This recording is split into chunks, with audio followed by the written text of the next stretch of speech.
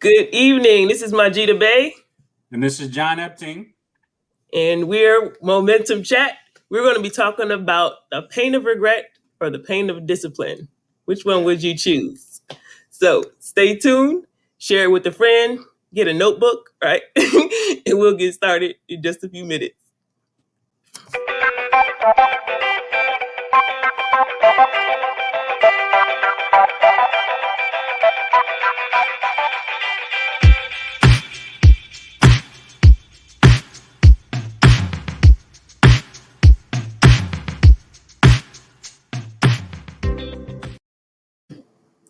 Good evening. Good evening. What's going on, John? I'm great. How are you? I'm fabulous, fabulous, fabulous. Man, I'm excited today. How was your weekend? It was pretty good. Eventful and uneventful at the same time, but it was Okay. fun. Yeah. All right. Yeah, you were out of town last week. That's right. You were out of town Was. last Tuesday. So Yes. my My wife says I'm an amazing friend. I had a very close person to me lose his mother. And, mm, and when certain things happen in a person's life, you don't call, you just go. yeah, So I just just show up. went, and it was kind of short notice, kind of just dropped everything and decided to be there. Um, and glad I did it. Glad I have the freedom to do so. So Absolutely. yeah. I was actually talking with a friend of mine the other day about how I can improve my freedom, how I increase my freedom. So I'll tell you about it later, but I'm pretty excited about it. I'm like, that could work, right? Like, You so know what? Maybe I'll tie that into our talk today in reference to discipline. absolutely, absolutely. So Yeah. this topic, I think I got it from Jim Rohn. Y'all know that's my guy. Not shocked. I don't think Not anyone shocking. listening in is shocked here. Well, he talked about the pain of regret weighs tons, while the pain of discipline weighs ounces. But Ounces. it doesn't often feel that way, right? No. No. When you're in the midst of it, right? When you're trying to make a decision. So can you speak to that a little bit, John? Just the difference between regret versus discipline. Yeah. Well, you've heard me say many times I don't believe God created us to be disciplined. I think He created us to be habitual. We're creatures of habit, and sometimes, but that can be a good or a bad thing, depending Yeah. on the particular habit. And it's funny you talked about, how can you gain more freedom? Well, freedom isn't free, Mm, and the price a lot of times to get freedom is being disciplined or creating the correct habits to get you to your freedom. So, yeah, I have a level of freedom. I'm definitely not as free as I would like to be, but I have a level of freedom. It is good that when you have people who are important in your life, you can just drop everything. You don't have to ask anybody. You don't have to, call in sick or nothing like that. I wasn't sick. yeah. I wanted to be there for someone who's been there for me uh, Yeah. too. So it's funny. I was thinking about this morning. It's funny. I didn't think of it when we thought of this topic.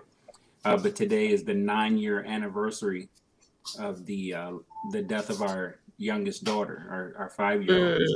and it's just so weird. She would be 14 now, and Oh, wow.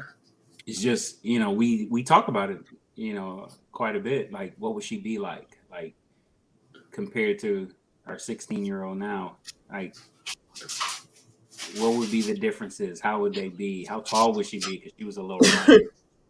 And but I talk about that because the young man who I'm talking about, who I drop everything for, when the doctors, called in on our daughter, time of death, so and so, he was standing right next to me. He Mm.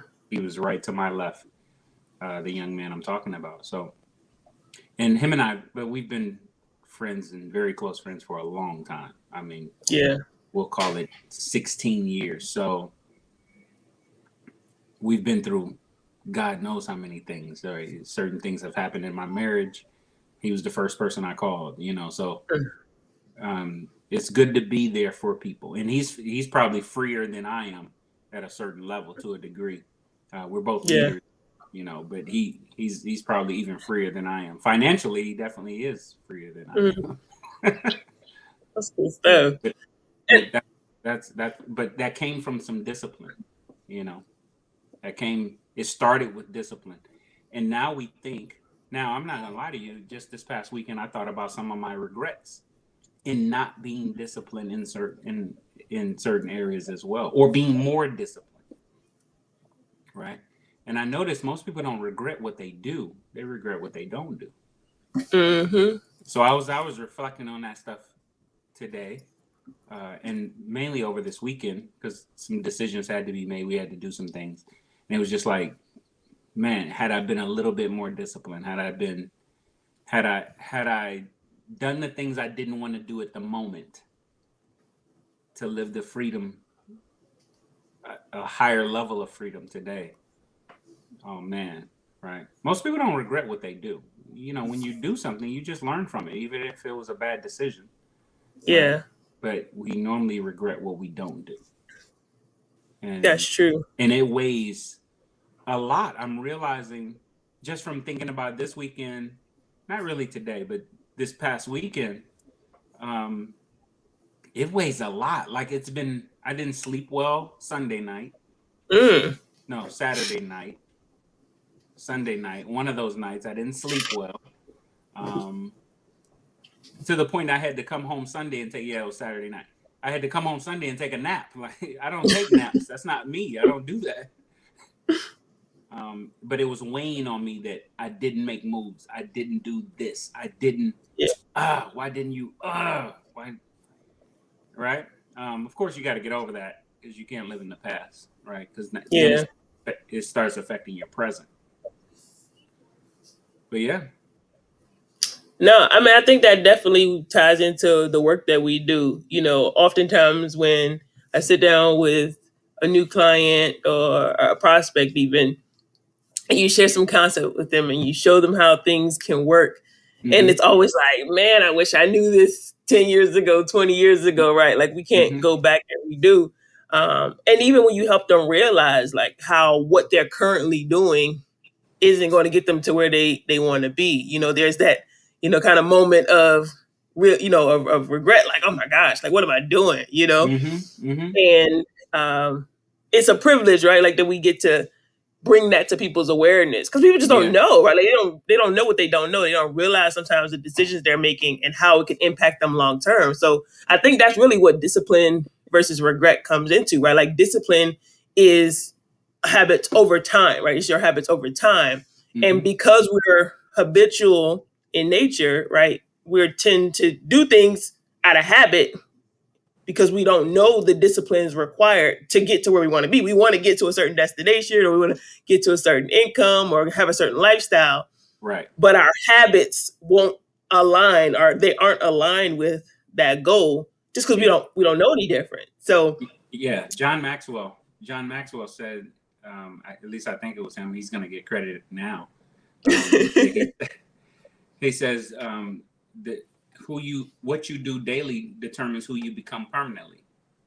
mm, And a lot of times we're more concerned about the goal or that thing we want instead of who we become in the process, right? right. And unfortunately, we live in a world where a lot of people really talk more about the accolades of what they got, how what they don't talk about what they did to get there. You know, I was on a conference the last couple of days with some men. It was men and women, but great speakers from Michael Strahan to Ed Milet to Dr. Oz. I mean, just Jesse. I mean, just and hosted by uh, great guys as well. And it was funny how at one point we were talking about how everybody needs a coach, right? And a lot of times we won't be disciplined if you don't have a coach. I'll give you an example for myself right now. So I'm on a journey to probably drop another 30 to 35 pounds.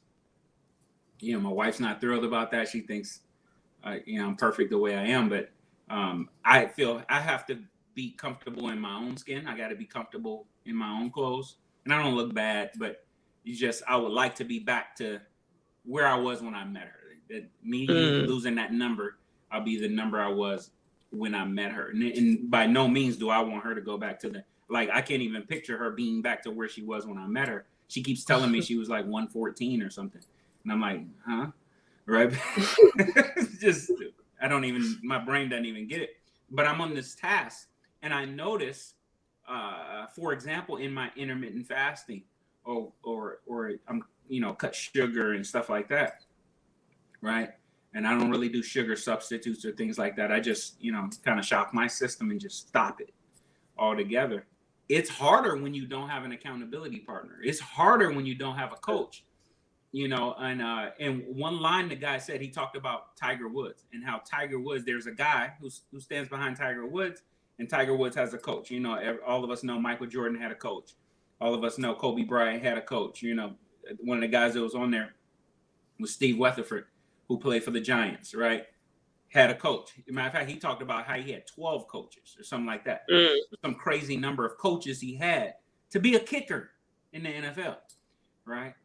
Wow. And he talked about how the line was just brilliant. He's like, you can't read your own label while you're in the bottle. Mm. You can't read your label when you're in the bottle. See, a coach is standing outside of the bottle. So the coach that's coaching Tiger Woods can't see that he swings his hips a certain way and he needs to fix it. But a coach can see that, right? But also a coach can hold you accountable, right? Because if you got to get out there like Tiger and swing, really hope Tiger can play again, right? After all that he's been through. I know that's really selfish, but you know, he's one of the greatest athletes Yeah. to ever play a sport. He's probably in the top 10 greatest athletes to ever play. And I don't even know if he wants to play again, but I just think about that. Wow, Tiger had a coach that he paid separate, Mm-hmm. right? And me sitting on this call today, the last 2 days, right? There's an investment for me to be a part of that coaching call, be a part of that coaching group, rather. And am I? Some people are like, is it worth it? No. The question is, are you worth it? That's Right. what I have to ask myself. Before I drop the number, it's a number, right? Before I drop that number, you know, and to some people that's a house payment a month Mm. for the coaching. But I have to ask myself, am I worth it? Especially to go to a new level as I'm reinventing myself and kind of evolving a little bit in my thinking. And but all of that plays a part in discipline, right? Now I'm thinking of this at this moment. I'm thinking of the regret of me not doing it Mm. already. Call ended at 2 o'clock today, 2:30. Right? I'm already thinking, man, am I gonna regret not doing this 12 months from now, 6 months from now? Mm. And that's already weighing heavy. So I'm thinking the investment is Worth it. Yeah. is worth it. And the worst thing that could happen, I end up in a group of great people. I've already met them, right? But I end up in a small group too, only 66 people nationwide, right? Mm. But I end up in this tight knit, high caliber 7 and 8 figure earners already in the group and Mm-hmm. getting coaching, and that's going to be a huge regret for this little bit of investment for this investment. Yeah. Yeah, Yeah. Back to Jim Rohn because it's easy of to course. quote his stuff, It's right? okay. He He's your says, guy. Don't apologize. I shouldn't apologize for it, right? He says, you don't reap what you sow, you reap multiplied what you sow, right? You don't sow a seed and Get a reap a seat. seed. You No, sow you a don't. seed, you reap a harvest, right? It's in abundance. And so, oftentimes, and I know you've spoken about this, you say it all the time, right? Like, are you worth the investment in you, right? You getting better, right? A lot of times we look at it as, oh, I'm spending money, right? But if what you're doing isn't helping you get to where you want to be, you need to make you need to make a shift. You need a coach. You Hmm. need somebody Hmm. who can see, right, like you said, see the label, see from a third party or objective perspective, like what we do in our business, right? We see from an outside, hey, I don't have any skin in the game, right? I'm just Right. looking at the numbers, right? And So numbers don't lie, right? So as very we sit true. down with our clients or the families we get to service, I like to say, and we look at the financial situation, and right, and a lot of them don't they try to talk back to us like, no, no, that can't be true. I didn't give Uh, you the number. You gave me the you number. gave me the numbers. You gave me the number. I didn't make up the number. Like, that can't be true. Yeah, you actually eat out that much. Yeah, that's how much debt you're in. Absolutely, right? Because you just never calculated it all, right? So Hmm. it's kind of funny to them. But yeah, you're right. You need somebody standing on the outside, kind of looking in. And here's the thing with what I'm talking about doing, right? It's a part of the discipline, right? See, the investment part is actually the easy part. Yeah, absolutely. Yeah, some people think that a thousand a month is a lot of money, right? That's not the hard part though. Because believe it or not, if your child was sick, you would find $1,000 a month. You would just Hmm. find it, right? Why? Let me tell you why. Because your child's worth it, Yeah. right? Okay, that's not the hard part. The hard part is the discipline of now being involved in the coaching, taking it, and doing something with it, right? Mm. Because you could have a look. This group's gonna have accountability calls, one-on-one coaching with certain people, blah blah blah. And here's the cool thing: it ain't just about business. It's about my spiritual life. This particular group I'm talking about, it's about my spiritual life. It's about being CEO of my life in all areas: Mm. finance, fitness, my faith, my relationships, right? And having a coach. So even my relationship with you, Majida, right? I'm gonna have a coach to hold me accountable for my relationship with you. Oh wow. That's not you. Huh? Isn't that funny? Right? But the key is now I got somebody holding me accountable. Hey, when's the last time you called Majida? Hey, when's the right? Because you're an important relationship in my life. So that's why I would like you would be in the list if like they made me list people, right? So Hmm. you or when was the last time or of course my wife, of course my daughter. That's no big deal, right? But some people forget to call their parent, their mom. I was blessed to be on a phone call with my dad for an hour and 4 minutes yesterday. Mm. And I was just walking around in the Navy Exchange. I had to go get some stuff out of there, and it was perfect. He called me. I put my Bluetooth in. I'm walking around the exchange so much I didn't realize they had closed. And so the lady saw me walking back to my car. I'm like, right? Thank God I have that level of freedom to be able to do that. But it was cool to be able to be on the phone with my dad for an hour. It's Mm. freaking awesome, right? Love doing that with my mom, right? But it was some disciplines I did some time ago that now allows me to do that. And it was kind of funny because he was like, "So when's the best time to call you?" And I was like, "Uh, if you want to talk to Yabby." The best time to call me is just call me, man. It's my Hmm. decision if I just say, whoever I'm sitting with, or hey, this is an important call. I'm gonna take this one, right? And in my world, most people respect that because Yeah. I've kind of earned it, I guess, with the people I'm around, right? Because I've given up a lot in my life already. So now they feel sounds arrogant, but it sounds like they're like privileged to just have the time they have with me. So if I just say, "Hey, this is my dad. I need to take this one," normally people understand. And I mean, I think that definitely speaks to your not just your discipline, but your values, right? And I think that's really what people respect. Like you respect. Yeah. And I've heard, even other people that I've had the opportunity to be in association with say, like my husband calls, like I pick up that call, no matter what I'm doing. And Yeah, so I really feel like, we can talk about finance and all that all the times, but I think our true wealth is really relationships, right? It's the it people is. that we get to do life with. It is. Um, so that's where the investment should be, And I'm to not gonna lie. value. it's funner to do relationships with wealth. Absolutely. Yeah. I'm Yeah. not saying not to have the wealth, right? Yeah. I'm I joined this group. I'm probably in the lower, I'm in the lower, wealth category of the group of guys I'm talking about being involved with. Um, but in the same sense, you hang around that type of people, you're gonna end up being that type of people, right? But Hmm. I've always had a goal of like, yeah, I mean, I have some people, I'm gonna say couples in this particular instance that are dear to us, right? So I've always had this goal, this dream of chartering a yacht for a week, right? Hmm. And taking six couples on it, right?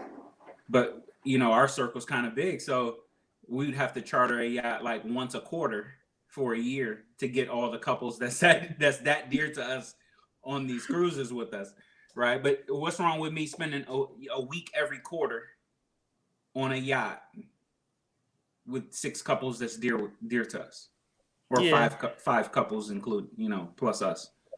All right, what's wrong with that? What's wrong with dropping 50 grand a week to go do that?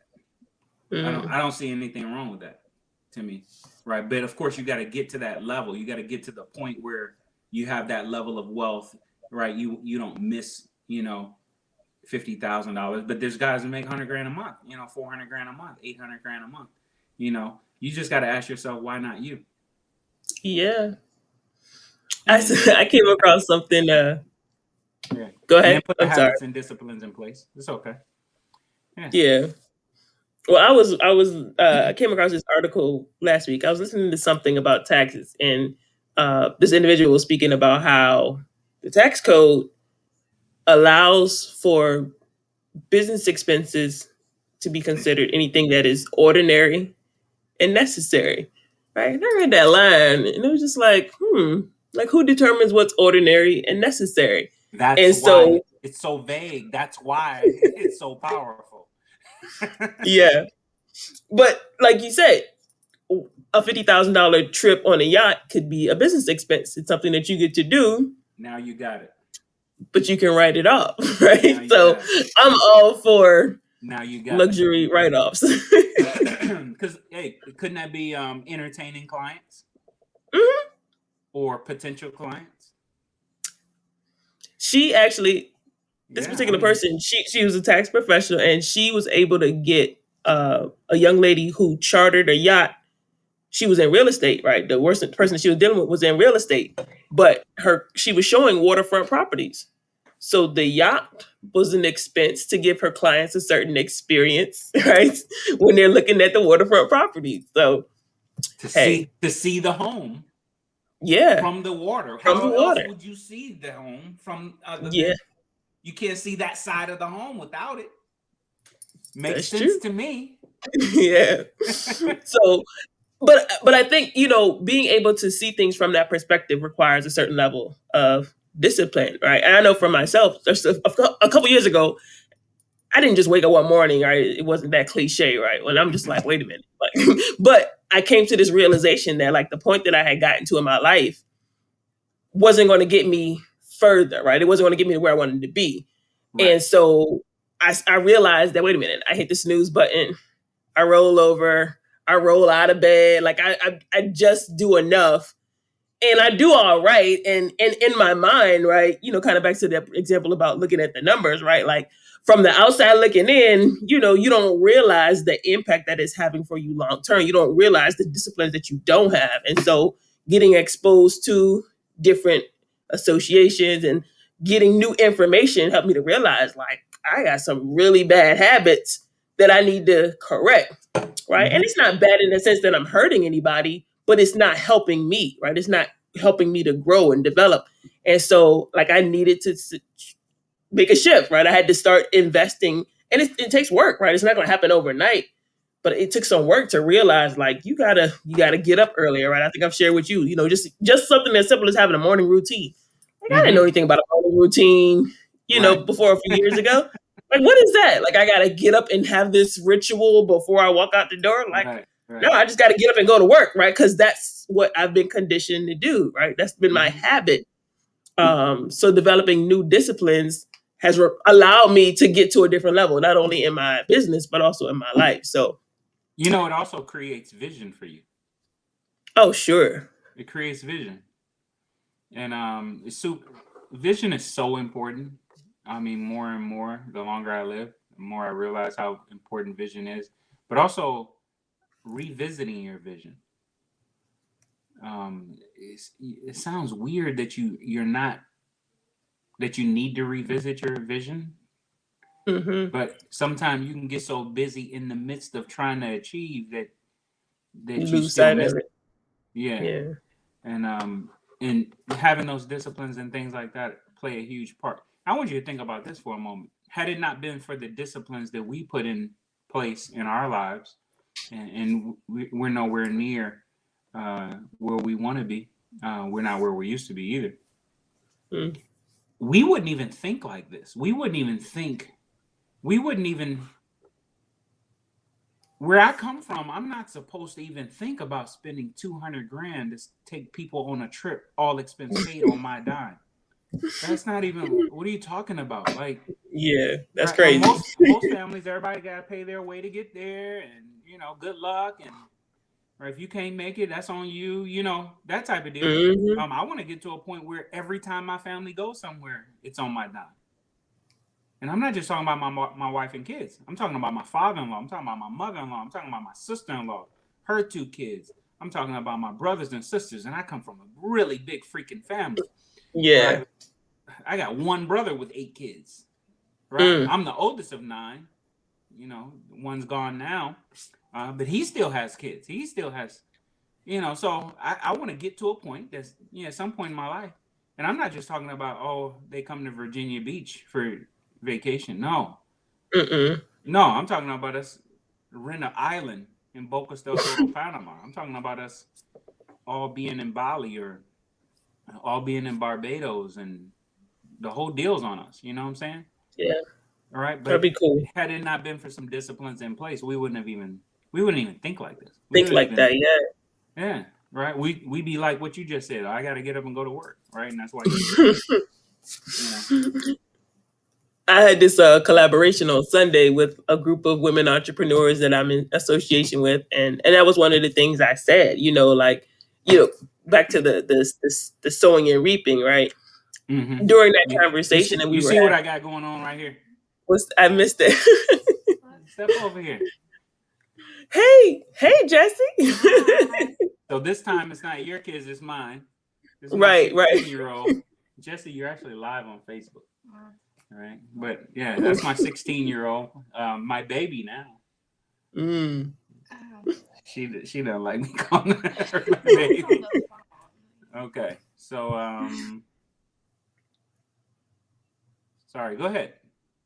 Oh no, so kind of back to the idea of sowing and reaping. Rice and During that peas. conversation, we had talked about how a lot of our parents had promoted the idea of having multiple streams of income, having something of your own, Sure. right? Not just working a job. They promoted that idea, but we never saw them do it. But they planted that Right. seed that then allowed us to pursue entrepreneurship. And now that we're realizing that, we're able to model it for our children, right? And the next generation is coming after us so that they Mm-hmm. see it and see what's possible. So, what you spoke about, we didn't think the way that we think now, Right. but like I do, I like to give credit to, even my parents, because the seed that they planted, because of the foundation that they set for me, it allowed me to think differently Right. than a lot of the people around me, and that's Yeah. that's so important, right? They did create that um, vision, if you will, of right there. There's more to life. Maybe I can't show you, but there is more out there,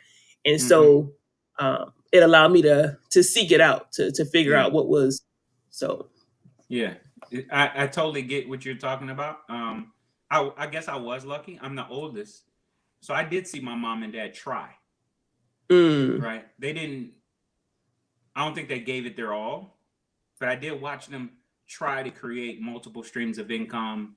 yeah. Whether it was, I don't remember this, but I remember hearing of my dad working like 3 jobs, but a couple of them was just like side hustles, right? Mm-hmm. Like he was selling insurance for Montgomery Ward, or my mom, because she had so many children, 9 children. She always had jobs other than when she worked for the post office. Is what, as far as back as I can remember, she always had these jobs where she had the flexibility to kind of move and do as she wanted to. She used to do Mm, stuff like market research, and be a secret shopper, right? I mm, remember that stuff. I yeah. remember some of it. So she would go in the stores and she'd be the person who is evaluating the people who work there, but they didn't know that's what she was there for. I remember Mhm. at one point it was Burger King, right? And this was in Chicago, and I remember, so she would, every time she went to a Burger King, she had to go through the drive-through and in the store. She had to test the temperature of the burger. It's all these little things she had to do. But I Mhm. remember, because they got a point that we hated Burger King. Like, she was going, because she was going to all these different Burger Kings in the Chicagoland area, and that's what she had to do. But what was that? She was creating an income, another source of income, if you will, right? But doing it on her own terms, because she still Yeah. wanted to be there for her children. She still wanted to cook for my dad. She still wanted to, right? And I probably never even told her how much I respected that, right? Mm. And how much I saw that as entrepreneurship. I remember they were in Amway for a little bit. Actually, Yeah. I say a little bit, but forever, right? But never really took a go at it. I know they wanted to, but they never really Mhm. like Yeah. burn the boat, if you will. And I know if they burned the boat because people just loved, respect, and honored our family, people would have just came on board and just went for it. Maybe not their families, Yeah. right? But other people, just because of who they were as a presence. And Yeah. yeah, but because we never saw. Now I respect what they even did, like that little try, right? I don't know if my brothers and sisters see it the same way. I respect that little bit, and maybe I see it that way because I'm an entrepreneur, right? And I Yeah. know what it takes. I know, oh my gosh, like Yeah. It's not there's easy. work to Yeah. do, right? And you almost, quite frankly, you almost never feel like it at first, right? In the beginning, right? Because it's so hard. You get so much rejection, and our school systems don't teach that stuff. It really teach you memorization. That's what, right? Mhm. Almost tells you not to be creative Yeah. and just follow this. This is it, and Yeah. memorize this, and you're gonna be okay. And a lot of it doesn't work, and it fails a lot of people. And we live quiet lives of desperation in that sense, right? But if people could just believe in themselves just a little bit, Mm. the Bible says the faith of a mustard seed, right? You can move mountains, and Yeah. I kind of agree with that. I totally believe that, right? Yeah. It just requires, like getting out of your own way. Yeah, Kind of taking you gotta see things through a different lens. yeah, And most people, and we talked about this before, like most people aren't even aware of the lens that they're looking through. Like it's not even your glasses, right? You're looking through somebody else's lens for you, right? yeah, Somebody else said this is the way you're supposed to see things. yeah, And even now current climate, you can definitely see evidence of that, right? You're supposed to think this way, you're supposed to see things this way. I was listening to a podcast the other day, and the guy mentioned how the current educational system initially, came from a system that was set up to teach soldiers, right? Like it was this, yeah, prepare people for war, yeah, because there was a lot of like war during that yeah. time, right? Like we're not in that era, Funny we but the talking system is about still the same.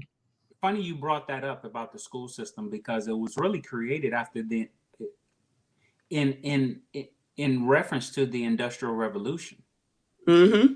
Yep. right? Because most people don't know this, but before that, you only went up to like seventh grade, and then you went out and started a business. Seventh grade, you learned the basics, right? Can you add? Can you subtract? ABCs Can and you one, two, multiply? threes. Yeah. Right? ABCs, one, two, threes, right? Seventh grade, right? And then Mm-hmm. you left, and you either became an apprentice, right, or you went out and started something, right? Mm-hmm. Less than 2% of our society at that time, less than 2%, had a job. Mm. Everybody else was an entrepreneur. Everybody else owned a business. Then we had the Industrial Revolution come along, these big factories and assembly lines and all these different things start coming about, Yeah. right? Especially, and you're right, some of that came from remnants of the wars that we had to fight as a country.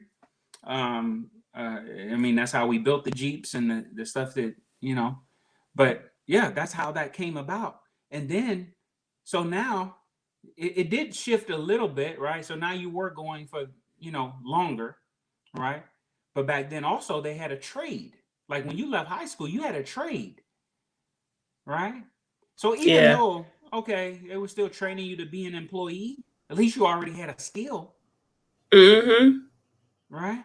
And now it's just totally off now, right? And that's how so many people end up in a rut, if you will, that they can't get out of, right?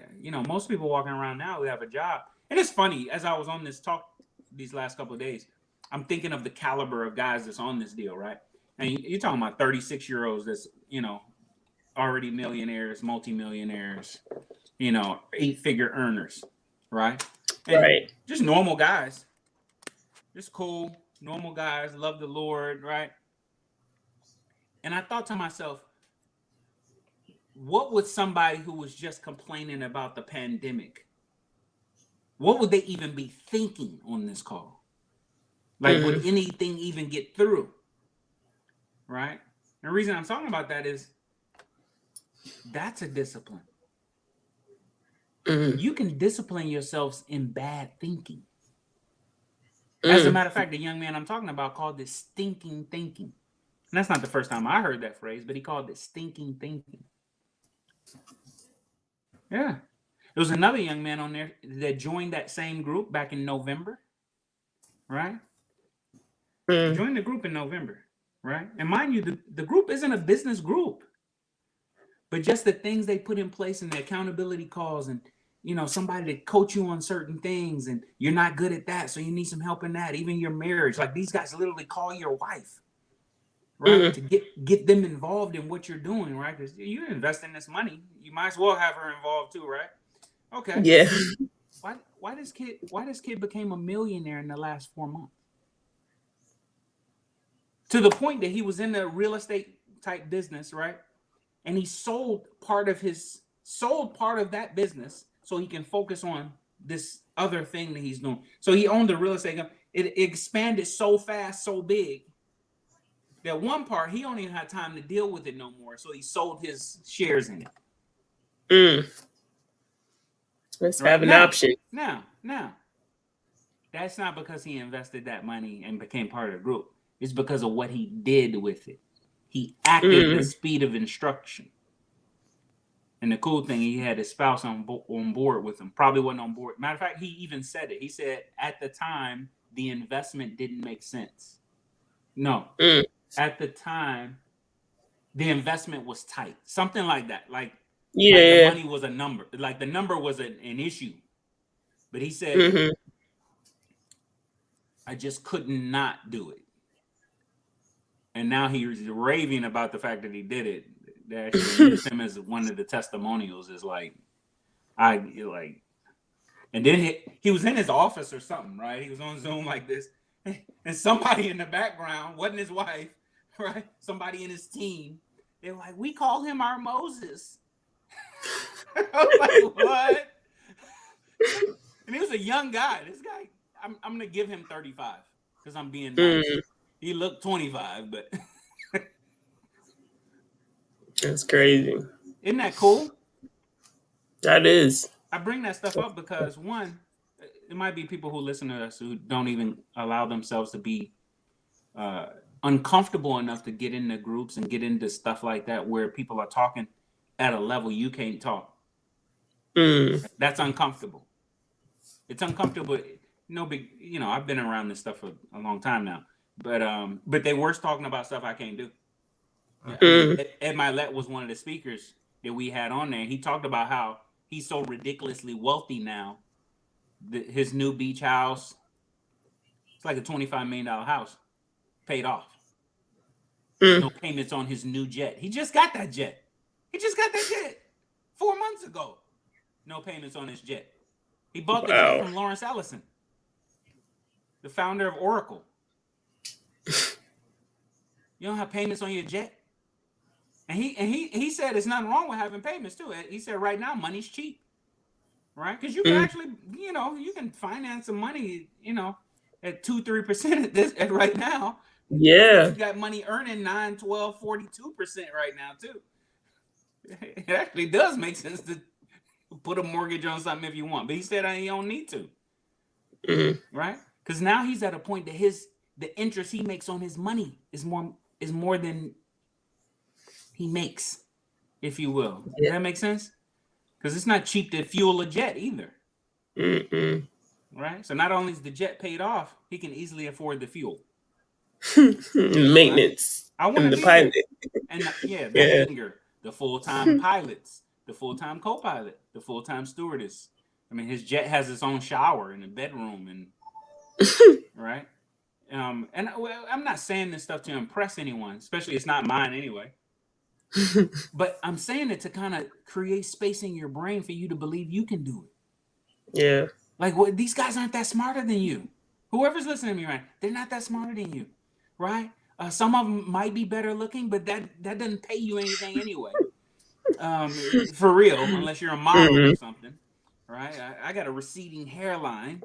I promise most of you are smarter than me, right? I was held back in 12th grade, held back in 5th grade. I mean, come on, right? Actually, my dad had to remind my dad of that yesterday because we were talking about some girl from back in the day, and I was like, yeah, I was in, she was a freshman and I was a senior, but let's remember, I was held back in 5th grade. He was like, oh yeah, I forgot all about that. I was like, yeah, thank you, glad you did.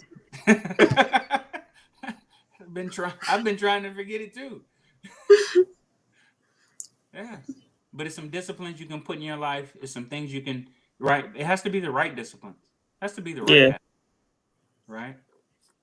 But sometimes most of us in our world today, in our United States, it's about what we put in. My chiropractor gave me a great compliment today. Well, the okay, yeah, my one of the chiropractors at my chiropractor's office gave me a great compliment today about my, uh, the aura I bring when I bring into a room. So apparently they were talking about me when I wasn't there last week or something. And Mm-hmm. he was, I was like, oh, I appreciate that. He was like, yeah, man, we were just talking about you a few days ago, and I was like, wow, right. And I think of the caliber of guys these two guys are. I'm like, Mm-hmm. you guys are thinking about me when I'm not around, right? One of them's always trying to get me to go to lunch with him and one of his sons. Like, hey, I want you to let's go have lunch with. I'm not gonna say any names on here, just in case.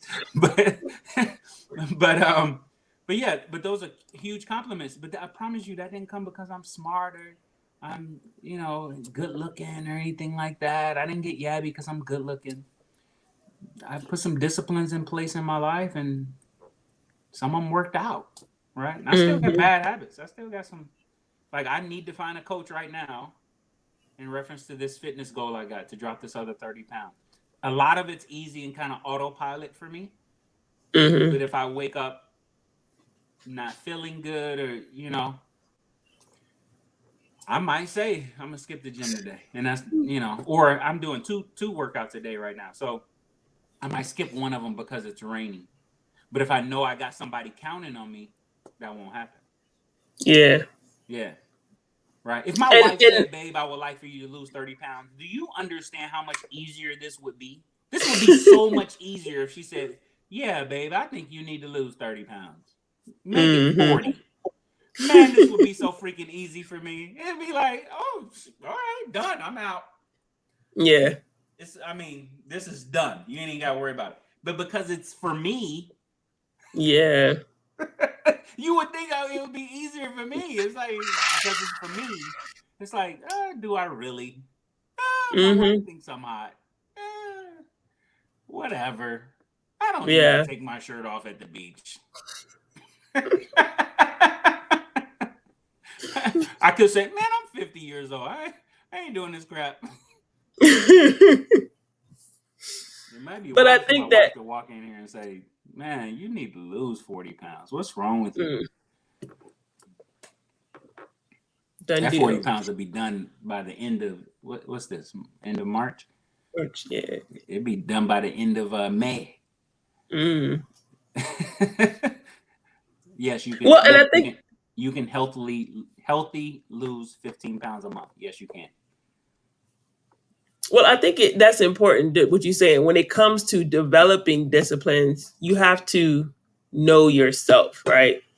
And Ah, that's what good. you spoke about in terms of like when the goal or the objective is attached to people, you respond differently than for Hmm. yourself. And I know I'm wired the same way. Like if somebody else has not so much an expectation of me, but like if they're holding me accountable, like I'm not going to let them down. I'll let Yeah. myself down at times, but I won't let them down. So I'm Yeah. more apt to do the work because I know that they're holding me accountable or that they're depending. And it really comes down to a matter of trust, right? Like I don't Yeah. want to lose trust with this person. I don't want them to, maybe they'll still love me or whatever, but like I don't want to be perceived as somebody who doesn't keep their word or somebody that they Right. can't rely on. So I value the relationship, kind of back to that point. I value the relationship enough to do the work to maintain, the goal, whatever that's set. So sometimes you got to attach it to other people. Like I know my Yeah. 6-year-old, she's she wants certain things in life, right? She Yeah. she wanna, she wants me. She wants a studio in our house for her to practice her gymnastics Stop anytime it. she wants. Right. Stop it. So no joke, right? So, in her mind, the house that we live in is too small. Now, with me, I'm comfortable wherever I'm at, right? I need somewhere to lay my head, somewhere to shower, and somewhere to eat, right? Like, I don't need a lot. But if she want it, why not, right? I Because can get. also, Yeah. seeing that like what she sees me model or what she sees me accomplish, she'll believe, kind of back to planting those seeds, right? My parents planted seeds for me to get to the level that I am now and be still working towards an even greater level. And so if I can achieve a different level, right, than my parents achieved, and show her, then where will that take her, right? You can always, right? We say level up, right? There's always Yeah. another level to go. And so it's, they say standing on the shoulders of giants, right? Like you just build instead of having generational curses. Who was it? I was on some call. I think it was an accountability call that I'm on, and have a cycle of generational blessings, right? Like from generation to generation, like you're growing and the blessings continue to flow, right? You're able to pass on generational wealth, and like it's not even like a question of whether you can or if you will, but like it's a standard. Hmm. And I think that's what developing this discipline, right? Attach it to something or attach it to someone, right? If that's what you need to hold you accountable, right? Because you don't want to be, you talked about the group that you're in, you don't want to be the only guy in the group that's not, meeting the requirements, that's not following through. Absolutely. And so Absolutely. sometimes you got to make that investment, whether it's Hmm. monetarily or an investment of time And these to things make are sure that, uncomfortable. These things are no, uncomfortable. But greatness comes outside of your comfort zone. You know. absolutely. Yeah. You should be concerned if you're comfortable. You should be Mm, concerned. You should be. Oh my God. What's wrong? Right. That's something I always say in our faith too. You should be concerned if the devil's not messing with you. You should be concerned because that means he think he got you. mm, You're not a threat, right? And I plan on being a threat to him the rest of the time I'm on it. I'm not having always been a threat to him, but I know I had played on his team way too long, mm. and I ain't playing on this team no more. Absolutely not. I burned that jersey. I know that's right. Right? So the same thing with mediocrity, right? I was mediocre way too long, right? And yeah, it's a bunch of stuff I did. As far as I'm concerned, I was still mediocre. All right, it's time to level up. It's time to shift some stuff, and I think I'm in a good place to do that, right? And I remember there was a time when I was going to the gym, and this is after the Navy. So I served in the Navy, going to the gym at four in the morning, 5 in the morning in the Navy is no big deal. Right. So, as a matter of fact, first of all, our gym didn't open till 5. So, and I'm talking about the bases here. So our gym didn't open till 5. So what I would do is I would get to the base by 4:30, and we would run the 2 miles before we work out. Right. So Mm, I was a fitness coordinator, and I would do that. Okay. So of course I was a young guy. I was still in my 20s. No big deal. After that, I'm talking about just a year ago probably. There was a young man I was working out with, and because of his job and his type of stuff, we had to be at the gym every day at 5. Right. And before that was another guy we worked out with, and there was some ladies, including my wife, that joined us. We had to be at the gym at 4:30. Right. And we were going to a gym that 24 hours. Right. yeah. I realized it was easier for me to go.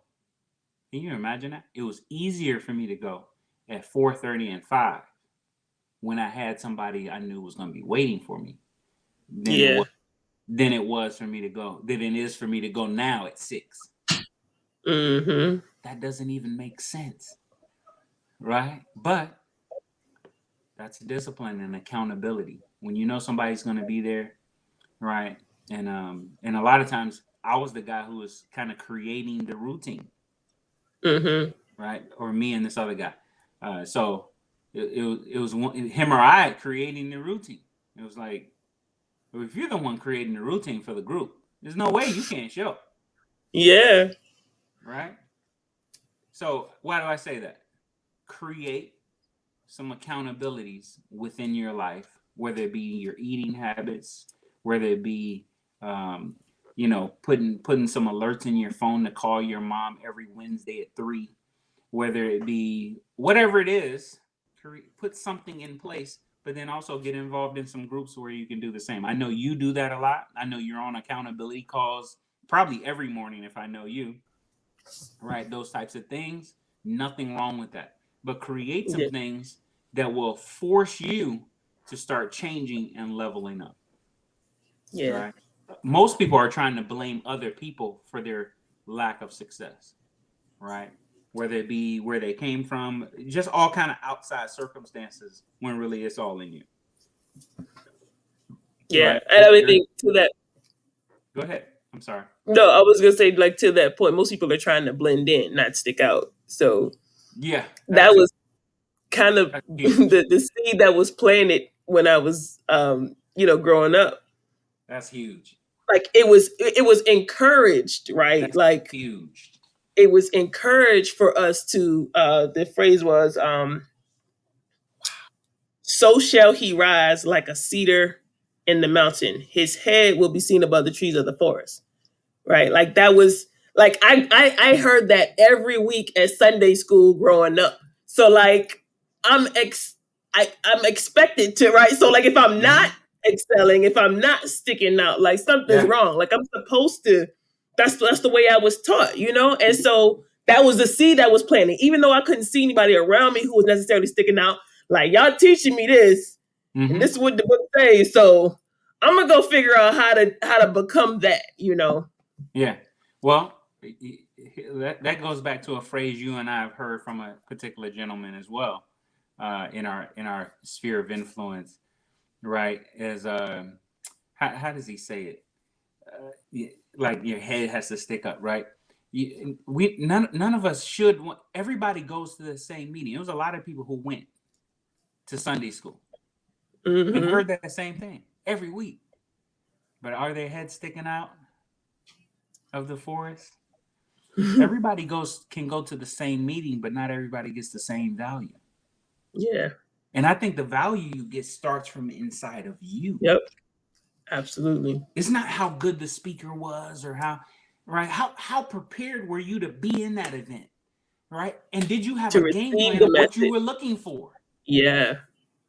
You know, I think that's You where gotta it be lies. I've actually had people, tell my wife and I as they were leaving our church or whatever. I'm not pastor of a church, the church I go to. Okay, so I'm be writing in asking what church I pastor. I don't, right? But I've actually heard people literally say, right, some reason why they were leaving the church, right, in reference to the messages or something. And I was like, I'm totally what the exact thing they say they weren't getting. Mm-hmm. I know you were getting, but they didn't see it. I've actually had somebody else say because uh, we focus too much on character. What? Yeah, no, and the person actually told us, yeah, and we got all that, huh? That's Hmm. like saying I'm already humble. Humble. You know, you just lost it. Yeah. You can't say I got that. character covered. What's next? I got Like, character covered. What? Okay. that's funny. Isn't that funny? Yeah, it's Yeah. pretty entertaining. Okay. Hey, this has So been a good talk. This has been a at least I think it's been a good talk. absolutely, I always enjoy Yeah. these conversations. And for those who want us to get back to the messages on finance, it's just your luck. April is Financial Literacy Month, so we will bring back some tangible financial concepts. A lot of times I know we're talking about mindset, but you don't get that straight, like the money doesn't even matter, right? Like you got to For real. get the 6 inches between your ears. Um, you got to Yeah. focus on that first. You got to get your mindset prepared to be able to take the action, right? I was sharing my brother actually, he has an accountability group that he started, and they meet twice a day, in the morning and in the evening, 7 days a week, right? I heard. That's a lot for me, right? But what he invited me to come speak to that group, and when I did, I shared with them that I can only help a person with what they're willing to do, right? I'm not the financial strategist that's like, you need to do this, you need to do that. I'm asking the question, what are you willing to do, right? This is what you Mhm. say you want. What are you willing to do to get there, right? We can look at the numbers and figure out Yeah. you're able to do it. Hmm. What are you Hmm. willing to do? Yeah. And Go ahead. not just what they're willing to do, but also not only, and I know you don't just ask them what are they willing to do. You're also willing to tell them what it takes. Okay, Mm-hmm. this is what it takes, right? This is where you are. This Yep. is where you want to be. This is what it takes. What parts of these are you willing to do, Yeah. right? And then And whatever we'll you're roll from willing to there. do, I can help you Yeah, with. yeah, yeah. And sometimes we start them off small, like, hey, Yeah. Baby steps. baby steps. Let's do this. All right, get that one. Okay, good, good, good.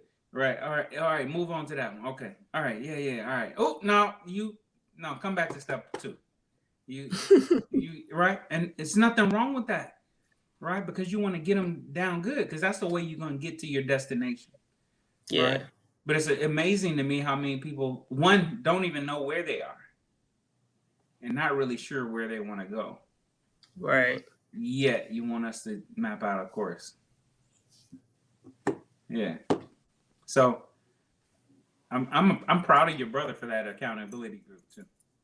Oh yeah, it's phenomenal. Like everybody that I've talked to, he's referred me a lot of people from that group, and everybody that I've talked to like appreciate the value. And I told my brother like that's your secret sauce, if you will, your accessibility. Right? People want that accountability. They want an accountability partner, and you're somebody saying, "Hey, I'm willing to show up twice a day for you every day of the week to hold you accountable, to keep you accountable."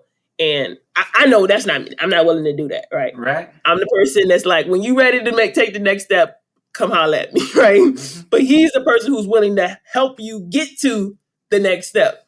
Um, and I And you think know that's what? definitely, I think another reason people see it takes a certain type of person, right, to make those steps, right? But I believe everybody can get value, right? Especially when you have skin in the game, oh yeah. right? When you're paying somebody to hold you accountable and give you some coaching that, for some strange reason, you show up, Mm-hmm. right? And I know that personally from my own life because I hold people accountable and they don't pay me. And I'm not sure if they're gonna show up. I'm not sure if I'm gonna get the text. I mean, it's so freaking loose. I don't know, Yeah. right? But if they were paying me a G a month, 500 a month, 200 a month, 100 a month, Yeah. 100 a month, 100 a month is probably too small. But because it has to be enough to for you to feel it. Yeah. You know. And you say it all the time. People spend where they see value, right? Or people Yep. invest where they see value. And so we know that we can add value, we can provide value, but if a person doesn't see it as such, they take it for granted or they don't take it seriously. And so sometimes they need to come out of pocket. Like you need to put your money where your mouth is and show, right, that you're worth it, right? Like it ain't even about the money that you're giving up because what you get in exchange for the money is of greater value, right? Yeah. But you got to Yes. know that you're worth the value that you're getting. Yeah. So, It's of great value. No, no, absolutely. no doubt about that. Accountability is so huge, and the people who miss it are the people who think the accountability is for the person they're accountable to, and not for them. Those people totally miss it. Yeah. Yeah. If you're being So, hey, accountable to somebody, they probably already have done what you're talking about doing. right. I think ET talks about that. You only need accountability for the stuff that you don't like to do, right? I don't need accountability for taking my daughter to gymnastics or for I don't know, eating ice cream. We don't need accountability for that For kind real. of stuff. Nope.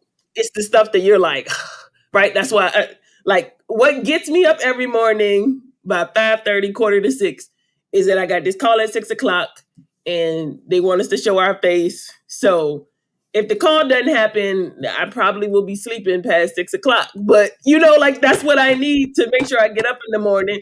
But in addition to that, I utilize that time to exercise, right? I make sure I drink water first thing in the morning. So like it's become this morning routine. All right, Ah, I get up while I'm on the call and we get some exercise in. They joke that like you can't be on the call doing nothing, right? One of the coaches on the call, she started this thing where she was on the bike or on a treadmill. I think initially, like she was like the first one. She's a health motivator, but she right. started just walking. She was on the treadmill during the call because we're on the call for an hour. Like this need to be a little more productive. Like yeah, we're getting the accountability, but she as the coach may not be getting the same value as the people who are calling in. And Gotcha. so she was the first person to start on the treadmill or on the bike. And then one by one, like several people on the call have bikes or treadmills. Somebody just got a rowing machine. Like you can't be on the call doing nothing, right? So I do my jumping jacks and do my squats, right? You'll see people exercising. I love. Um, That's so but it, cool. yeah, yeah, it just it creates an environment, right? You around that environment, and the people around you are doing something like you can't be on there doing nothing. So I enjoy that accountability. And the thing is, I got exposed to it a little over a year ago. I think end of 2019, I initially got exposed to it. Initially, it was just kind of exciting, like, oh, this is kind of cool. Like I get up every morning and I'm helping this call at 6 o'clock. But after the trial period, if you will, I was just like, oh, I don't need it, right? And then a year goes by, and you're like, maybe I need to get back on that. Maybe I need to get Mm, reintroduced. Because I realized like I was operating at a different level by having that accountability, even though I might be self motivated, right? Because I feel like that's the only type of motivation. Because right, if I stop showing up on a call, like somebody be like, "You all right?" Like everything, right. and I'm not just showing up for me. Like I could impact someone else on that call, right? I could Bingo. be so Bingo. yeah, it's good Awesome. stuff. Awesome. So, hey, thanks for tuning in. We are glad you all had a chance to listen in, and uh, we kind of went, you know, a few different tangents. But hey, the pain of regret or the pain of discipline. Yeah. But join us next month for Financial Literacy Month. Right, the month of April is Financial Literacy Month, and we'll be bringing some phenomenal topics about finance. Right, some of the tangible things that you can do Yep. going into or coming out of tax season, however you want to look at it. um, but to get your second quarter right. So if your first quarter didn't turn out the way that you wanted it to, you can get your second quarter off to a great start financially with some tips and strategies to improve and get your financial house in order. So Absolutely. this has been Momentum Chat. I am Majida Bay, your financial conductor. And I am This John Epstein, life strategist. absolutely. We appreciate your time. We look forward to seeing you all at our next